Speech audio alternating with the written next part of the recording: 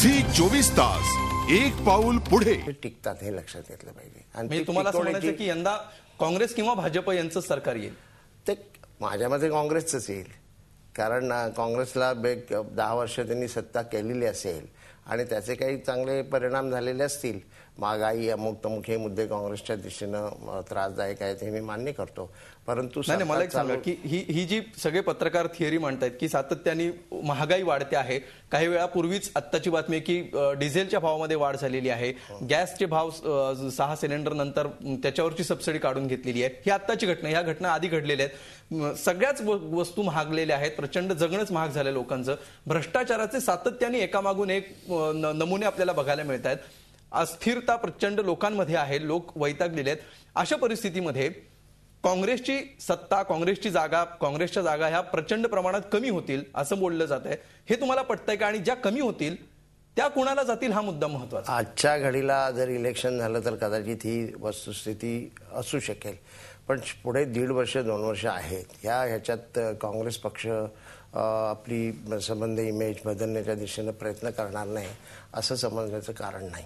पुढच्या 1.5 वर्षात माझ्या मते इमेज सुधारण्याचा प्रयत्न दुसरं एक महागाईच्या संबंधामध्ये जर बोलायचं झालं तर तो आंतरराष्ट्रीय फेनॉमिना आहे आणि तेलाचे भाव सगळ्या ठिकाणी वाढत आहेत, त्याचे परिणाम फार वाईट होत आहेत ते मला मान्य आहे, परंतु त्याला सबसिडी किती द्यायची हाही मुद्दा आहे आणि त्याच्यातून अशा रीतीने सबसिडी देत गेलं तर विकासाची सगळीच कामं बंद होतील।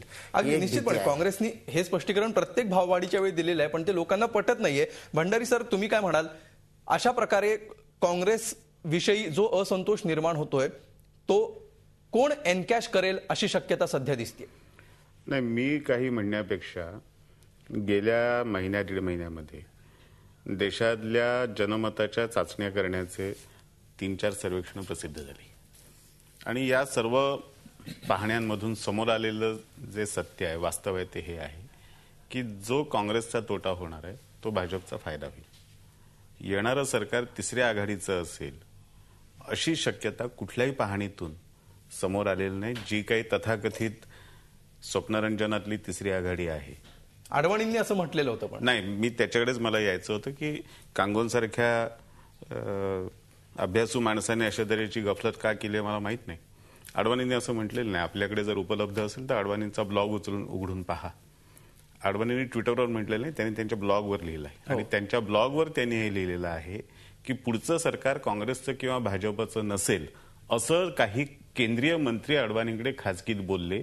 मी त्यांना त्या ठिकाणी असं म्हटलं की असं होणार नाही, पुढचं सरकार भाजपच्या नेतृत्वाखाली राष्ट्रीय लोकशाही आघाडीचं येईल।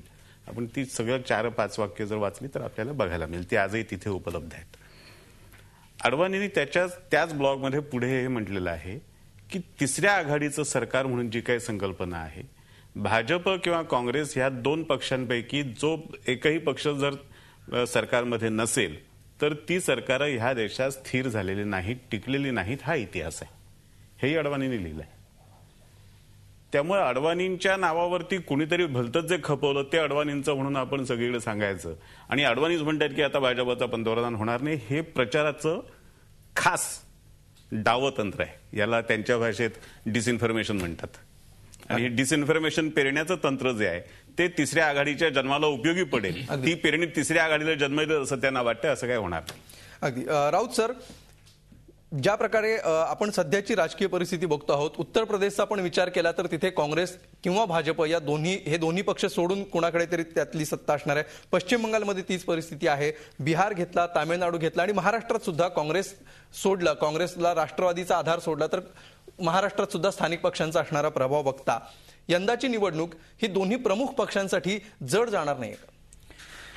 मी पहिल्यांदा सांगतो की मी शिवसेनेचा खासदार आहे, त्याच्यावर मला अभिमान आहे, पण त्याचबरोबर मी आज आणखीन एक टोपी घालून बसलोय, ती म्हणजे पत्रकार आणि एक दिल्लीत बसणारा अलीकडचा राजकीय निरीक्षक म्हणून मी तुमच्याशी बोलतोय। पहिल्यांदा मी आपल्याला सांगतो की 3री आघाडी नावाची ही जी कॉन्सेप्ट आहे ना, ही जी संकल्पना सारखी मांडली जाते, ही संकल्पनाच मुळात फार भुसभुशीत पायावर आहे. तिसरी आघाडी म्हणजे काय, तर दोन प्रमुख पक्षांखेरीज आणखीन कोणाची तरी आघाडी असणं, ही तिसरी आघाडी असणं. जसं गेल्या वेळी आपल्या निवडणुकीत आपण काय रिडोला अशी नावाची रिलाडो अशी एक आघाडी आपण केली होती. त्याचं काय झालं आपण बघितलेलं आहे. त्यामुळे हे दोन पक्ष सोडून अन्य पक्षांची आघाडी वीक असणं किंवा अशक्त असणं सोडून द्या, ती सत्तेवर येण्याचीच शक्यता नाहीये असे पहिल्यांदा माझं हे गृहीत तत्व आहे. निदान ती प्रीपोल अलायन्स झाला तर मग ती तिसरी आघाडी बनत नाहीत ना, ते त्या कुठल्याच एका आघाडीचा भाग बनतात. ते आयदर सत्ता सगळे पक्ष जसे 2009ला 10 पक्ष एकत्र आलेले होते आणि तो प्रयोग त्यांचा फसलेला होता. असा एकदाच प्रयोग, बाकीच्या सगळ्या आघाड्या होत्या त्या निवडणुकीच्या निकालानंतर सोयीसाठी झालेल्या आघाड्या. बरोबर आहे. त्यामुळे हे अशी आघाडी काही निवडणुकीच्या आधी होईल किंवा नंतर होईल असं मला मुळात वाटत नाही. होतील अशा आघाड्या, काही पुढारी मंडळी स्वतःच्या स्वार्थासाठी ते करतील, त्याच्याबद्दल मला म्हणायचं नाही. आता पुढचा प्रश्न असा आहे की ही निवडणूक पुढची दोन्ही पक्षांना म्हणजे दोन प्रमुख पक्ष जे आहेत, इकडे काँग्रेस काय किंवा इकडे भाजपाच्या प्रणित ही राष्ट्रीय लोकशाही आघाडी, यांच्यामध्ये काही ह्यांना काही कठीण जाणार आहे का, मलाही कठीण वाटत नाही.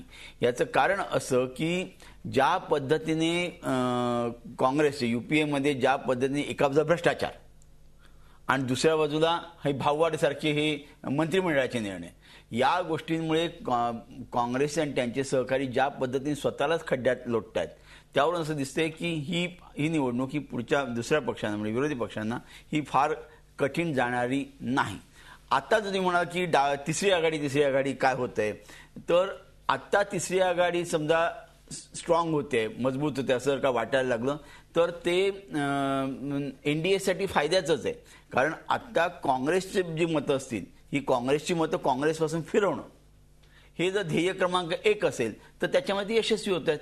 ते जर भाजपाकडे आले नाहीत किंवा भाजप आणि अलायन्सकडे आले नाहीत तर ते त्यांच्याकडे जातील, पण तिकडून सुटतील ही गोष्ट आपण लक्षात. काँग्रेसच्या मतांमध्ये एकच मग तुम्हाला मुद्दा सांगतो की आज या देशामध्ये सर्व राज्यांचा विचार केला तर 22 प्रमुख प्रादेशिक पक्ष आहेत आणि 22 ही संख्या छोटी नाहीये. आज महाराष्ट्रामध्ये सुद्धा शिवसेना आहे, राष्ट्रवादी काँग्रेस आहे, आता मनसे आलेले आहे, असे 83 रिपब्लिकन पार्टी ऑफ इंडिया आहेत, असे 4 स्थानिक पक्ष आणि जे जोरकस आहेत. असे जर पक्ष जर सगळ्या राज्यांमध्ये असतील असे 22 जर का प्रादेशिक पक्ष असतील तर त्यांना आपण तिसरी आघाडी म्हणणं सुद्धा कठीण आहे. प्रादेशिक पक्षांचा संघ असं त्याला म्हटलं तर कदाचित यातून काही चांगलं निघू शकेल आणि प्रादेशिक पक्षांचा प्रमुख होईल का, पंतप्रधान होईल का असं मानण्याचं काही कारण नाही. परंतु त्यांच्याकडून मतविभाजनाची शक्ती मात्र खूप चांगली आहे निश्चितपणे. आणि ह्याच्यामध्ये अण्णा हजारेंचा सुद्धा एक टीम अण्णाचा एक नवीन पक्ष सुद्धा येऊ घातलेला आहे. तो पक्ष गणित बदलणार का हा सुद्धा मुद्दा महत्वाचा आहे. आणि ब्रेक नंतर आपण भालचंद्र कांगो यांनी जो मुद्दा मांडलेला होता की जरी नॉन काँग्रेस नॉन बीजेपी अशा प्रकारचं सरकार आलं तरी सुद्धा ते सरकार कुठल्या पक्षाचं आहे याच्यावर त्याचं स्थैर्य अवलंबून असण्याची गरज नाही. या विषयावर आपण चर्चा करूया एका ब्रेक नंतर. झी 24 तास एक पाऊल पुढे.